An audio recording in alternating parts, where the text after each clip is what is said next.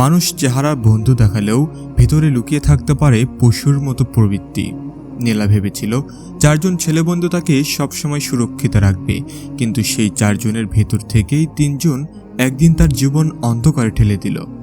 আরেকজন অপ্রত্যাশিতভাবে তাকে টেনে নিল বাঁচার পথে। প্রিয় দর্শক, গল্পটি শুরু করার আগে আপনাদের কাছে ছোট্ট একটু অনুরোধ, আপনারা যদি আমাদের চ্যানেলে নতুন হয়ে থাকেন তাহলে অবশ্যই চ্যানেলটি সাবস্ক্রাইব করবেন। আর যদি আপনি আগে থেকে সাবস্ক্রাইব করে থাকেন তাহলে আপনাকে অসংখ্য ধন্যবাদ। তাহলে চলুন গল্পটি শুরু করা যাক। নীলা ছিল শহরের এক সাধারণ পরিবারের মেয়ে। বাবা ছিলেন স্কুল শিক্ষক, মা গৃহিণী। ছোটবেলা থেকেই নীলা মেধাবী, ভদ্র আর অতি সংবেদনশীল।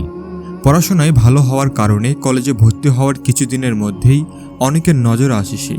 তবে সবচেয়ে বেশি কাছাকাছি ছিল 4 জন ছেলেবন্ধু, রোমেন, মমিন, কাব্য আর জাহিদ। ওদের সঙ্গে প্রথম পরিচয় হয় লাইব্রেরিতে। একদিন ইতিহাসের একটি বই খুঁজছিল নীলা, কিন্তু বইটি সেলফের একেবারে উপরে ছিল। তখন রাশেদ এসে বইটা নামিয়ে দেয়। তারপর ধীরে ধীরে আলাপ আড্ডা শুরু হয়। 4 জনের সঙ্গে সহজভাবে মিশে যায় নীলা। প্রতিদিন একসাথে পড়াশোনা, গ্রুপ ডিসকাশন, পরীক্ষার আগে একে অপরকে সাহায্য করা, সব মিলিয়ে একটা সুন্দর বন্ধুত্বের গল্প গড়ে ওঠে। নীলা তাদেরকে নিঃশর্তভাবে বিশ্বাস করত। শহরে অনেকেই এই বন্ধুত্বকে হিংসা করত, কেউ কেউ ফিসফিস করে বলতো, একটা মেয়ে 4 জন ছেলে, এর ভেতরে বন্ধুত্ব হয় কিভাবে? কিন্তু নীলা এসবকে পাত্তা দিত না। তার কাছে তারা ছিল ভাইয়ের মতোই। তবে 4 জনের ভিতরে চরিত্র অনেক পার্থক্য ছিল। রাশেদ ছিল একটু দুষ্ট, কিন্তু পড়াশোনায় ভালো। মমিন ছিল খেলাধুলায় দক্ষ, তবে মনের ভিতরে অনেকটা অহংকার লুকোনো ছিল। কাব্য নামের ছেলেটি খুব বেশি শান্ত, কিন্তু লোভী স্বভাবের। আর জাহিদ ছিল ভিন্ন, চুপচাপ, সৎ, দায়িত্বশীল। সময়ের সাথে সাথে নীলার সৌন্দর্য আর ভদ্রতা আরও স্পষ্ট হয়ে উঠেছিল। কলেজের অনেকেই তাকে ভালোবাসার প্রস্তাব দিতে চাইত, কিন্তু নীলা কাউকে পাত্তা দিত না। ওর কাছে বন্ধুত্বই ছিল আসল। কিন্তু 3 জন ছেলে ধীরে ধীরে অন্যরকমভাবে ভাবতে শুরু করলো। একদিন ক্যান্টিনে আড্ডা চলছিল। হঠাৎ রাশেদ বলল, দেখ, নীলার মতো মেয়ে এই শহরে আর নেই, ওকে পেলে জীবনটাই জমে যাবে। মমিন হেসে বলল, তাহলে তোকে পেতে হলে আগে আমাদের 3 জনকেই পেরোতে হবে। কাব্য ঠোঁটে এরকম বাঁকা হাসি দিয়ে বলল, যদি ওকে পাওয়ার সুযোগ আসে আমি পিছপা হব না। জাহিদ তখনও চুপ করেছিল। তার চোখে বন্ধুত্ব আর সম্মানের মূল্য ছিল আলাদা, কিন্তু অন্য 3 জনের চোখে ধীরে ধীরে লালসার আগুন জ্বলতে শুরু করছিল। এভাবেই সময় কাটতে লাগলো। একদিন তারা ঠিক করলো শহরের বাইরে নদীর ধারে যাবে। জায়গাটা একটু নির্জন, চারপাশে গাছপালা আর বাতাসে কেমন ভৌতিক শান্তি। নীলা প্রথমে যেতে চাইছিল না। সে বলেছিল সন্ধ্যা হয়ে যাবে, মা বাবা চিন্তা করবে। কিন্তু রাশেদ, মমিন আর কাব্য জোর করে বলল, এত ভয়ের কিছু নেই, সবাই মিলে একটু বসি, তারপর ফিরব। জাহিদও সাথে ছিল, তাই নীলা শেষমেশ রাজি হয়ে গেল। নদীর ধারে পৌঁছে প্রথমে হাসি আড্ডা চলছিল। তারা গান গাইছিল, গল্প করছিল, কিন্তু কিছুক্ষণ পরেই রাশেদ অদ্ভুত আচরণ শুরু করল। সে নীলার হাত ধরে টেনে বলল, তুই জানিস না তুই কত সুন্দরী? তোর মতো মেয়ে যদি জীবনে পাই তাহলে অন্য কিছু দরকার হবে না। নীলা অবাক হয়ে হাত ছাড়িয়ে নিল, বলল, রাশেদ, তুমি কি বলছো? আমরা তো বন্ধু। তখন মমিন আর কাব্য একে একে কাছে আসতে লাগলো। নীলা বুঝতে পারছিল কিছু একটা ঠিক নেই। সে ভয়ে কাঁপতে লাগলো। এরপর হঠাৎ 3 জন একসাথে নীলার ওপর ঝাঁপিয়ে পড়ে। নীলা চিৎকার করতে লাগলো, কাঁদতে লাগলো, ছাড়ো আমাকে, তোমরা এটা কি করছো? তোমরা তো আমার বন্ধু। কিন্তু ওরা তখন আর বন্ধু ছিল না, ওদের চোখে তখন শুধু লালসা। জাহিদ প্রথমে স্তব্ধ হয়ে গিয়েছিল। সে বিশ্বাসই করতে পারছিল না তার এতদিনের বন্ধুরা এমনটা করতে পারে। কিন্তু কয়েক মুহূর্তের মধ্যেই জাহিদ নিজেকে সামনে নিল। সে দৌড়ে গিয়ে 3 জনকে ধাক্কা মেরে সরিয়ে দিল। পাশবিক, তোমরা মানুষ নাকি পশু? চিৎকার করে উঠল জাহিদ। 3 জন তখন রাগে ফেটে পড়ল। রাশেদ বললে, তুই কে আমাদের থামানোর? তোর সাহস হলো? জাহিদ দাঁতে দাঁত চেপে বলল, নীলা আমার বন্ধু, আমি কখনোই তাকে আঘাত হতে দেব না। তোমরা যদি আবার কাছে আসো আমি কারো গা ছাড়ব না। নীলা তখন কাঁপতে কাঁপতে দাঁড়িয়েছিল, তার চোখে জল, ঠোঁট কাঁপছিল। জাহিদ তার হাত ধরে বলল, চল, আমি তোকে এখান থেকে নিয়ে যাচ্ছি। জাহিদ তাকে নিয়ে দৌড় দিল নদীর ধারে অন্ধকার গলিপথ ধরে। পিছন থেকে 3 জন গালাগালি করতে করতে তাকিয়ে রইল, কিন্তু আর অনুসরণ করল না। সেই রাতে জাহিদ নীলাকে নিজের আত্মীয়ের বাড়িতে নিয়ে গেল। সারা রাত নীলা কাঁদছিল, কিছু খেতে পারল না। সে ভেবেই পাচ্ছিল না যাদের সে ভাইয়ের মতো বিশ্বাস করেছে তারা কিভাবে তাকে ধ্বংস করতে চাইল। জাহিদ চুপচাপ তার পাশে বসেছিল। সে জানত নীলার পৃথিবী এক রাতেই ভেঙে গেছে। কিছুদিন পর গুজব ছড়িয়ে পড়ল শহরে। অনেকে বলল নীলাকে নাকি রাতের বেলায় জাহিদ নিয়ে পালিয়েছে। কেউ বলল ওদের মধ্যে আগেই কিছু চলছিল। সমাজ সবসময়ই মেয়ের দিকে আঙ্গুল তোলে, আর সেদিনও তাই হলো। নীলার পরিবার ভেঙে পড়ল। বাবা সমাজে অপমান সহ্য করতে পারছিলেন না। মা দিনরাত কাঁদতে থাকলেন। তখন জাহিদ সামনে এসে দাঁড়ালো। সে বলল, কাকু, কাকিমা, আমি প্রতিশ্রুতি দিচ্ছি আমি নীলাকে বিয়ে করব। আমি তাকে সম্মান দেব। কেউ আর ওর দিকে আঙ্গুল তুলতে পারবে না। নীলা প্রথমে অবাক হয়েছিল। তার মনে ছিল ভয়, সন্দেহ, কিন্তু সমাজের চাপ, পরিবারের ভাঙন আর নিজের ভেতরের দুঃস্বপ্ন তাকে নিঃস্বার্থ নিতে দিচ্ছিল না। শেষ পর্যন্ত সে নীরবে রাজি হলো। কয়েক সপ্তাহ পর জাহিদ আর নীলা বিয়ে করল, কিন্তু এ বিয়ের ভিতরে লুকিয়েছিল অনেক দ্বন্দ্ব। নীলা জানত জাহিদ তাকে সত্যিই সম্মান করে, কিন্তু তার ভেতরের যন্ত্রণা, বিশ্বাসঘাতকতার ক্ষত আর সমাজের আঙ্গুল সব মিলে এক অদ্ভুত অন্ধকার তাকে ঘিরে রেখেছিল। আর এদিকে তিনজন ছেলে, রাশেদ, মমিন, কাব্য, এখনও শহরে ঘুরে বেড়াচ্ছিল। তারা জানত তাদের কুকর্ম প্রকাশ পেলে জীবন ধ্বংস হয়ে যাবে, তাই তারা মুখ বন্ধ করে রেখেছিল।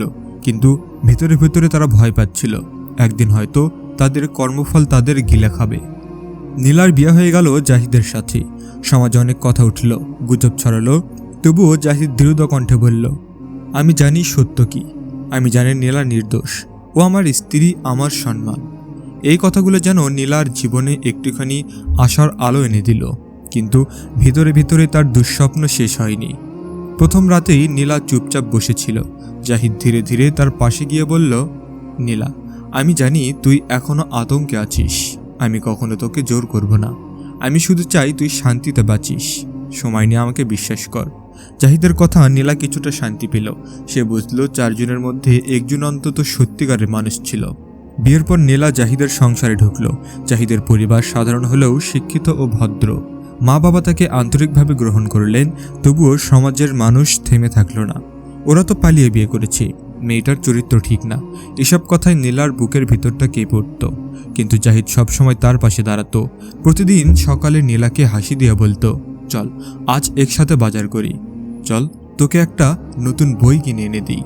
এভাবে ধীরে ধীরে নীলার মনে সাহস ফিরে আসছিল। তবে রাতের বেলায় যখন ঘুম আসতো না, নীলা তখনও সেই ভয়ানক দিনের কথা মনে করত। কানে ভেসে আসতো তার চিৎকার। মনে হতো এখনো যেন তিনজন তাকে ঘিরে আছে। সে ঘুম থেকে জেগে কাটত। একদিন জাহিদ তাকে কাছে টেনে বলল, তোকে ভুলতে হবে নীলা, ওরা পশু, মানুষ না। কিন্তু তুই এখনো বেঁচে আছিস। তুই হার মানিস না। আমি আছি তোকে বাঁচানোর জন্য। জাহিদের চোখের আন্তরিকতায় নীলা ধীরে ধীরে শক্ত হতে লাগলো। বিয়ে হওয়ার কারণে নীলা পড়াশোনার বন্ধ করে দিয়েছিল, কিন্তু জাহিদ চাইছিল নীলা আবার কলেজে ফিরুক। তুই তো মেধাবী, তুই কেন থামবি? আমি তোকে সাহায্য করব। প্রথমে নীলা রাজি হচ্ছিল না। সে ভাবছিল কলেজে গেলে সবাই আঙ্গুল তুলবে। কিন্তু একদিন সাহস করে আবার ক্লাসে গেল।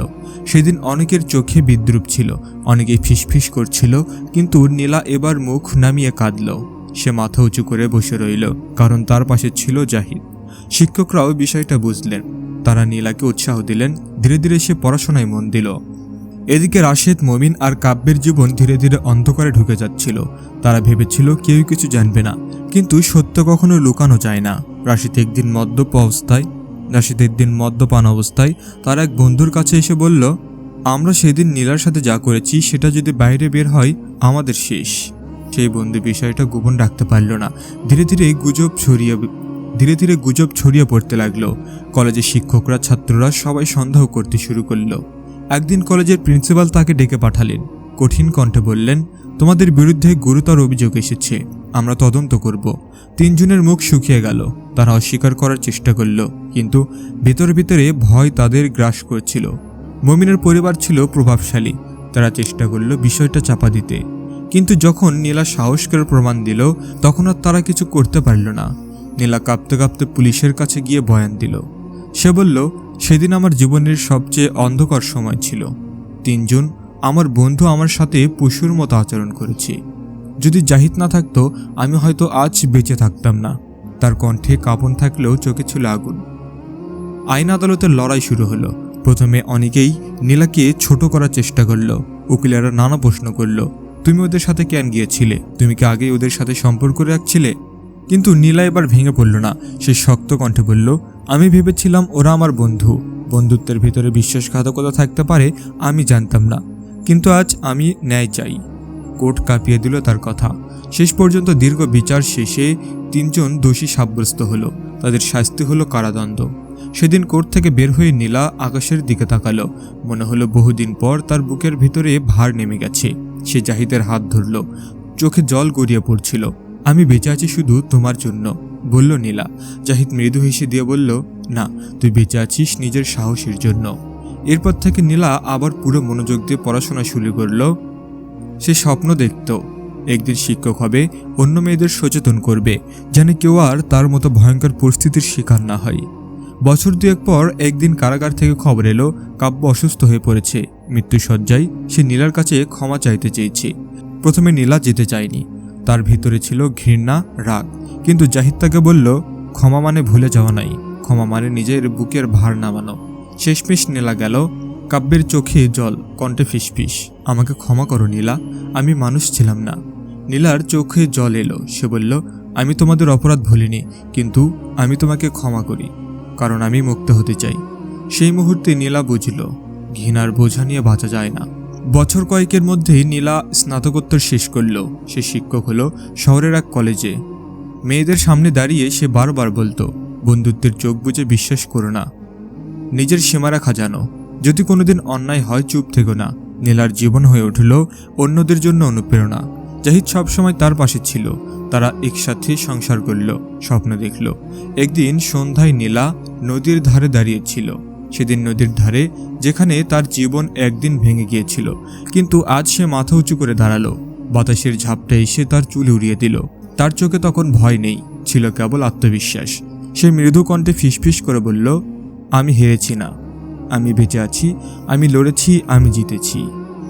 প্রিয় দর্শক, বন্ধুত্বের নামে যে বিশ্বাসঘাতকতা একদিন নীলার জীবনের অন্ধকার ঠেলে দিয়েছিল, সেই বিশ্বাসঘাতকতাই তাকে নতুনভাবে গড়ে তুলল। জাহিদের ভালোবাসা, তার নিজের সাহস আর ন্যায়ের পথে দাঁড়ানোর শক্তি নীলাকে শেষমেশ জয়ী করল। বন্ধুত্ব কখনো মানুষকে ধ্বংস করে, আবার কখনো মানুষকে বাঁচায়, কিন্তু শেষ পর্যন্ত মানুষের নিজের সাহসই তার সবচেয়ে বড় অস্ত্র।